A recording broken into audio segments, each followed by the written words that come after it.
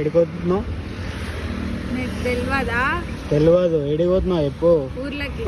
ఎందుకు? ఏం చేస్తానికి చెప్పు. నవ్వుతావు, సిగ్గు వెళ్తావు. ఏం చేస్తానికి?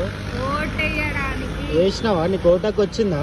రాలే కానీ ఆయన పోతున్నా. గాయ చూసిరు కదా, ఓటాకి అంటే రాలేదంట, అయినా కానీ ఓటేస్తుందంట.